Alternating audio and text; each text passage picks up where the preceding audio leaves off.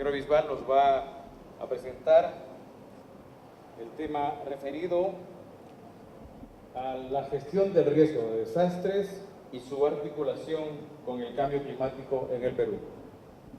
Adelante, ingeniero. Muchas gracias, Juvenal. Buenas tardes con todos. Un saludo también para todos los panelistas que nos acompañan el día de hoy. Ya muchas de las cosas que les voy a mostrar y les voy a comentar en estos 15 minutos de presentación han sido mencionados antes por los colegas. Sin embargo, aquí vamos a hacer mención sobre cómo es que en el Perú estamos viendo dentro del Sistema Nacional de Gestión de Riesgo de Desastres el componente y la conexión que existe con el tema del cambio climático. Ya el panel intergubernamental de cambio climático en el 2012 hizo mención expresa de cómo es que existe un vínculo y no puede haber, digamos, un trabajo descoordinado y desarticulado entre la gestión de riesgo de desastres y el cambio climático. Tanto porque hay algunas condiciones, como por ejemplo, que se están mostrando en función, por ejemplo, del tema del clima, que puede ser asociado tanto a la variabilidad natural como a los efectos de cambio climático, y que además tenemos países que están en condiciones de desarrollo y que esos niveles de desarrollo, esos niveles de poder ir saliendo o solucionando sus condiciones de pobreza, están evidenciando que aún hay agendas pendientes o brechas respecto al tema de vulnerabilidad y exposición. Entonces, a la hora que se encuentran estas dos condiciones, ¿no?, de fenómenos meteorológicos y climáticos con mucha mayor frecuencia de ocurrencia, con mucha mayor severidad, y además encuentra localidades con estos niveles de vulnerabilidad y exposición a estos fenómenos de género meteorológico, en esas condiciones se evidencia entonces una condición de riesgo de desastres diferenciada y marcada frente a estos fenómenos. Por eso que la gestión de riesgo de desastres y el cambio climático tiene un nexo ligado específicamente sobre estas condiciones que el clima presenta estos cambios, y sobre todo en los países donde el desarrollo marca claramente su nivel de exposición. Hay algunos temas comunes que están en las agendas tanto de la gestión de riesgo de desastres y cambio climático que se pueden encontrar, digamos, en esta etapa de intersección y que no pueden ir, como decía hace un rato, desligados. Ya el CRIT, el Centro Regional de Información de Desastres, ha mencionado esto en una de sus publicaciones años anteriores, y cómo es que la adaptación al cambio climático y la gestión de riesgo de desastres tienen elementos comunes. Por ejemplo, esos elementos de causalidad, como es el aumento de la variabilidad climática y los eventos hidrometeorológicos extremos que mencionamos en la diapositiva anterior, están condicionando acciones que deben tomarse en consideración a la hora que podemos hacer este vínculo entre la adaptación y la gestión de riesgo de desastres. Por ejemplo, los cambios en actividades productivas, las mejoras en la infraestructura, los sistemas de información, que más adelante vamos a hablar de cuáles son estos ejes que se han recogido a la luz de lo que ya se mencionaron en estas prioridades de acción y lo que nosotros tenemos en términos de planificación dentro de la gestión de riesgo de desastres en el Perú. Hay algunas evidencias que muestran cómo esas condiciones han sido exacerbadas, cómo esta posibilidad de que existan riesgo de desastres puedan incrementarse o puedan verse disminuidas en la medida de que estas intervenciones se hagan o no. Pero sin embargo, hay otras condiciones que no están directamente relacionadas con este punto de intersección, pero sí tienen que ver con el tema de adaptación que se tienen en consideración dentro de la gestión de riesgo de desastres. Por ejemplo, el tema de la planificación de la seguridad alimentaria, la gestión sostenible del agua, la protección de los ecosistemas, etc. La gestión de riesgo de desastres, por otro lado, lejos de que esto sea parte o no de la adaptación al cambio climático, implica, por ejemplo, también trabajar sobre sistemas de alerta temprana. Sean estos originados o no por eventos extremos o por eventos que sean originados por eventos digamos, hidrometeorológicos por cambio climático, van a contribuir si es que alguna vez se tienen eventos extremos. Es decir, un sistema de alerta temprana que se implemente en una localidad pequeña donde tenemos el riesgo de que ocurran huaicos, deslizamientos, que estos puedan tener cierta frecuencia y que todos los años ocurren en el mismo lugar, estos van a contribuir de alguna manera para cuando tengamos eventos extremos también. El hecho de que no se esté haciendo específicamente sobre eventos extremos o hidrometeorológicos extremos, la contribución que se hace, por lo menos en los sistemas de alerta temprana y los sistemas de información que tengamos sobre las condiciones de riesgo, pueden contribuir en gran escala a solucionar estos problemas que tienen un camino mucho más grande que el que tenemos ahora por hacer.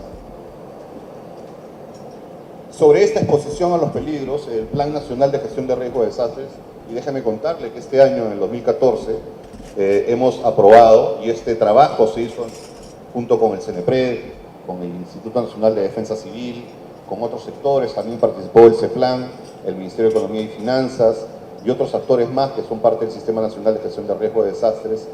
Se concluyó y se terminó de elaborar el Plan Nacional de Gestión de Riesgo de Desastres, todos lo conocen con el nombre de Plan AGER, cuyo horizonte es el año 2021, el mismo horizonte que tiene el Plan Bicentenario, el Plan Nacional de Desarrollo del país, y que persigue la Política Nacional de Gestión de Riesgo de Desastres que fue aprobada en el año 2010.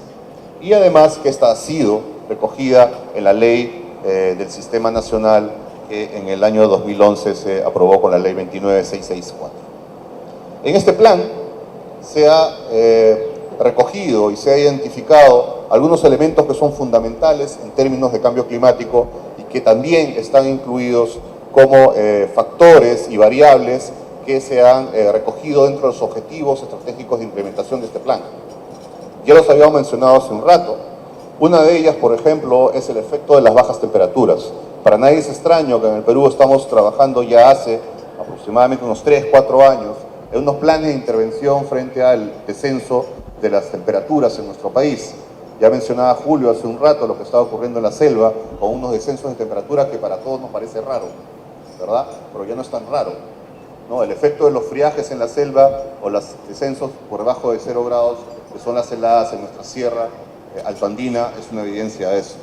Y ya sea por la variabilidad climática o la exacerbación producto del cambio climático, ha manifestado que hay incrementos de los impactos por estas bajas temperaturas en estas regiones que les he mencionado. Y en los últimos 10 años, estos eventos como heladas y friajes han generado daños a la población, cultivos y sobre todo a los animales, que son los medios de sustento de la población en gran porcentaje, dejando damnificados y afectados.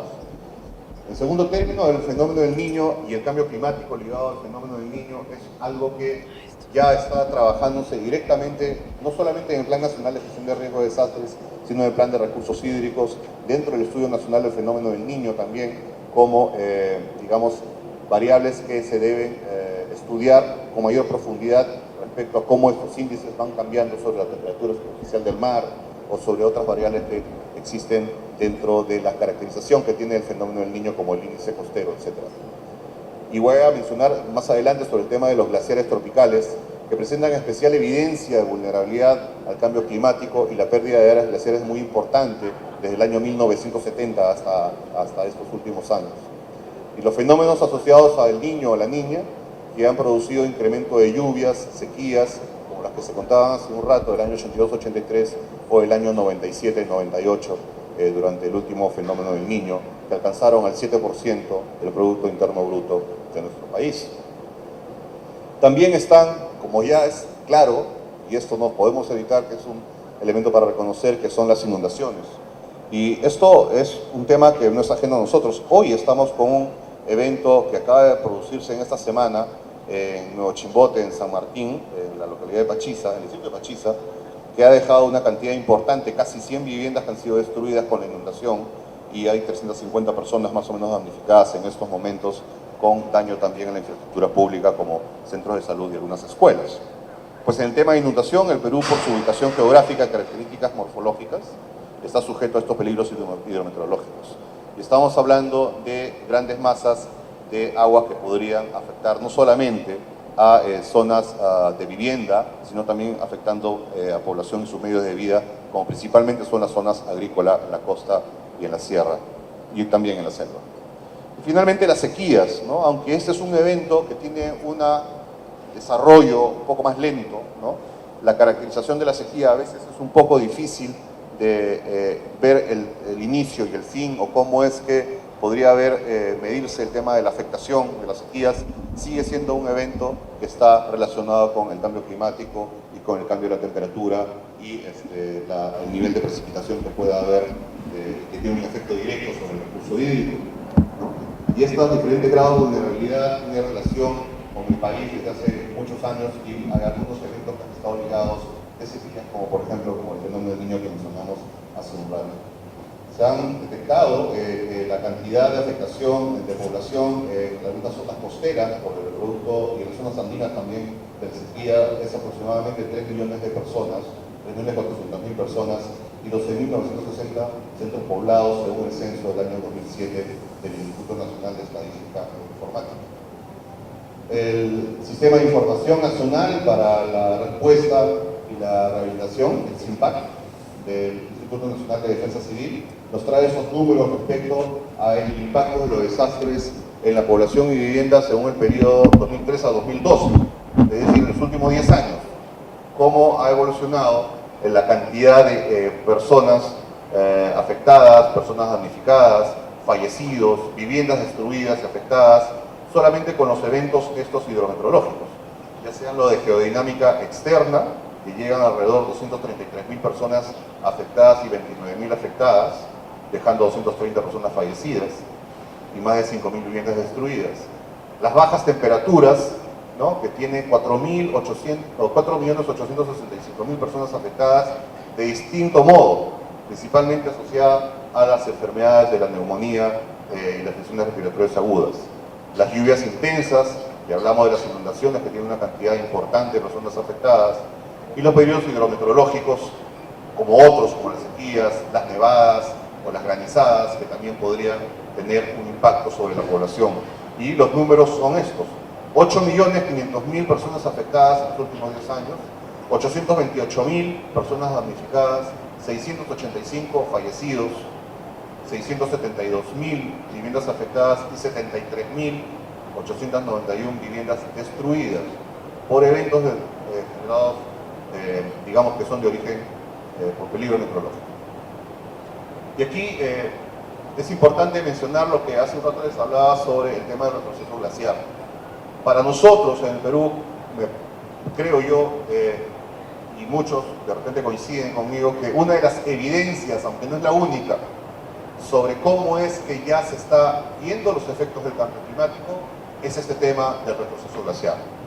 Y el retroceso glaciar no solamente como un problema de fuente de agua, sino cómo es que el derretimiento y el incremento de las lagunas glaciares, que después deben de escurrir por las cuencas de los ríos hacia la costa o hacia las vertientes que tienen estos glaciares a ambos lados de la cordillera, pueden convertirse en eventos desencadenantes que pueden traer problemas como aluviones, como huaicos o cualquier otro evento que pudiera afectar a la población aguas abajo en sus propiedades. Solamente para que tengan una información, esta es la cantidad de pérdida de área glaciar en porcentajes a nivel nacional que existe entre el año 70 y el 2003. La menor cantidad de área glaciar que se ha perdido debe estar alrededor del 27% en la Cordillera Blanca, y la mayor en la Cordillera de Chila, que llega al 97% de la pérdida del casquete glaciar, es decir, ahí no existe nada de hielo. La foto que ustedes vieron anterior, el Nevado Pastoruri, que muchos de ustedes deben haber conocido con sus atractivos turísticos para poder visitarlo, pues esto ya es parte de la historia y solamente lo podemos ver en fotografía.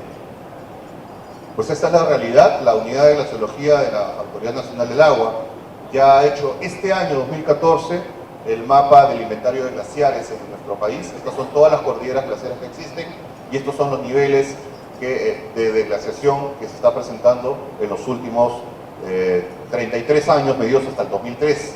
Es decir, cuando tengamos los próximos 10 años, esperemos que el ANA pueda sacar su último cálculo de pérdidas de área glaciar. Obviamente esto tiene que haber aumentado y es un anuncio de que el proceso ya se inició y que estamos en esta etapa con clara necesidad de poder desarrollar estos temas vinculados a la adaptación.